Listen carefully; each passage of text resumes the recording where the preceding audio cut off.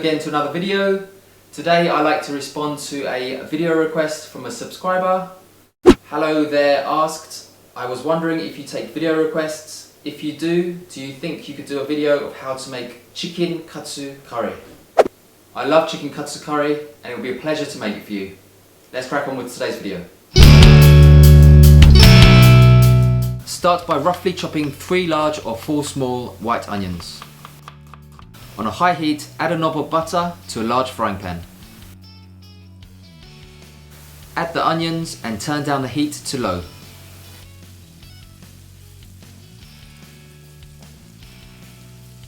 Slowly saute your onions for roughly 20 minutes.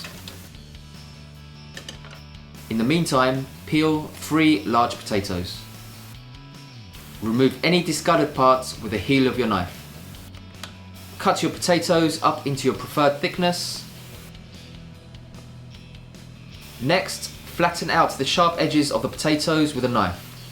This is done to avoid any breaking up of the potatoes during the cooking process.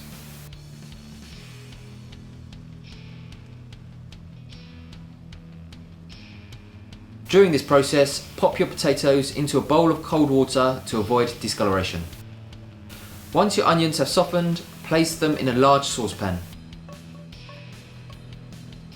Add another knob of butter into the frying pan and saute the potatoes for a few minutes.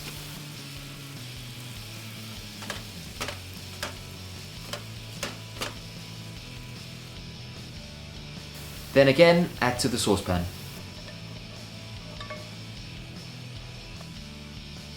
Peel 3 carrots. Cut into chunks.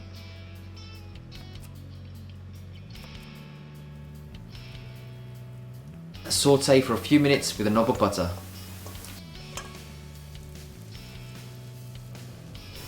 Add to the saucepan.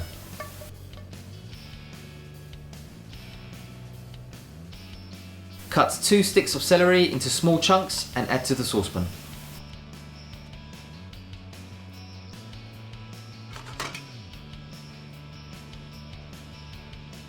Next, cut your beef into thick chunks. I would recommend chuck, specifically the meat from around the shoulder and not the arm or neck portions.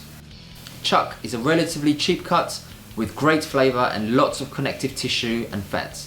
Ideal for slow cooked stews. There's really no need to use expensive cuts for Japanese curry. Into a really hot large frying pan, add a glug of cooking oil. Add your beef into the smoking pan.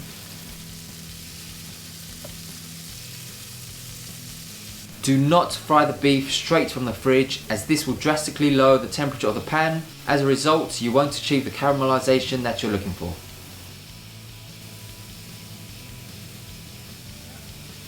Once browned, add the beef to the large saucepan. The next step is crucial in getting as much flavour from the beef as you can. Deglaze the pan with some red wine. You don't have to ignite the wine. Reducing the wine on a medium heat will suffice. Add the wine to the main saucepan.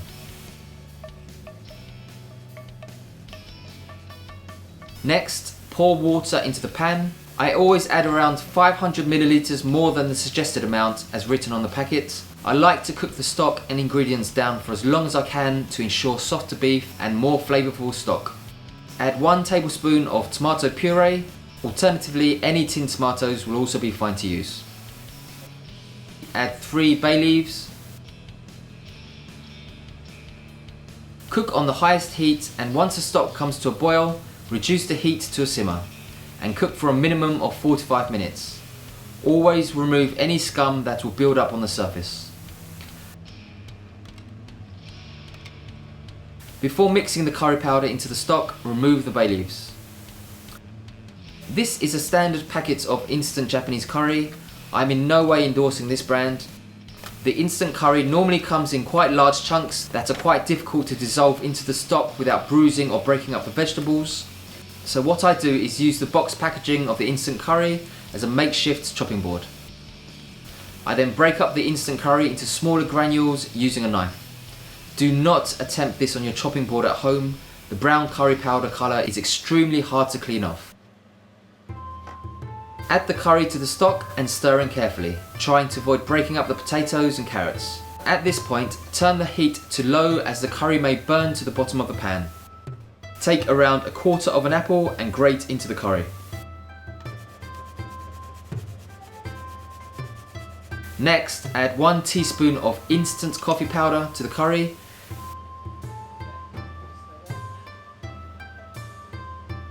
And finally, a couple glugs of milk. Then slow cook for a further 10 minutes. During that time, and this is completely optional as the curry contains beef within it, you can fry up a piece of chicken katsu. Click on the link either on the screen or in the descriptions box. Chicken or pork will taste great. So the curry is served with some steamed white rice. You can choose to pour the curry over the rice or on the side. I like to pour half over and half on the side as the rice will absorb a lot of the sauce.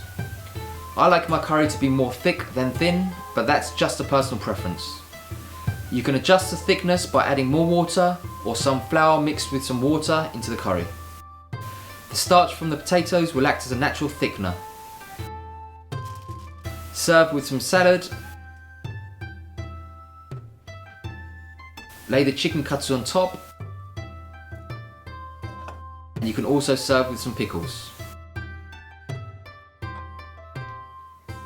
Time to taste the katsu curry. I've got to say, this is quite a weighty plate of food here. It's got to be around 2 kilos. So if you look here, we've got the chicken katsu on top. A lovely potato here. Got some beef. If you look at the potato, it hasn't really dissolved in the curry because of the way we cut it. So I'm happy with that. Some lovely beef here. Some carrots. This one here, this red pickle is called fujinsuke, which is a lovely sweet Japanese pickle. You can buy this in the grocery store. It's got some mixed salad and some rice underneath. Get some of this potato and curry. This rice, katsu. Let's get some more sauce on there. It's quite a big spoonful of food here.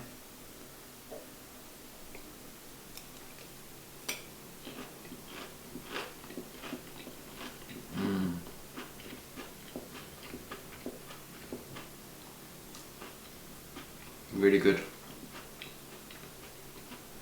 The katsu is really crunchy on the outside, it's very succulent and juicy in the middle. The curry has got a lovely thickness to it. It's not too thin, not too thick.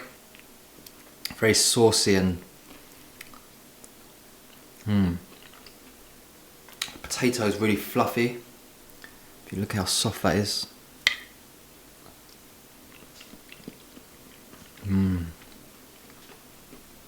It's fluffy and creamy. You've got these pickles that are quite sweet, and that balances really well with the quite rich and spicy curry. This is medium spiciness, this curry.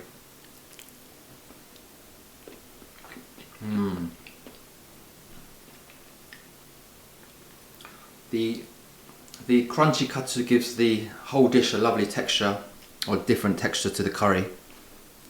So obviously the rice, the potatoes, the beef, everything is quite soft.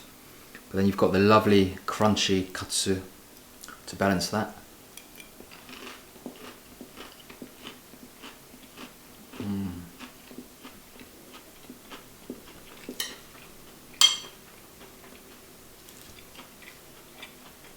Got some salad as well.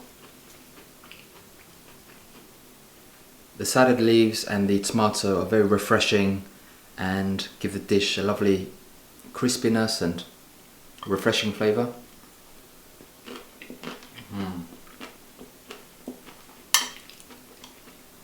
Beef is really soft.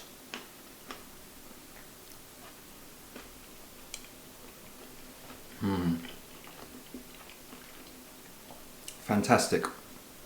Thanks for watching, everyone. Until next time, bye bye.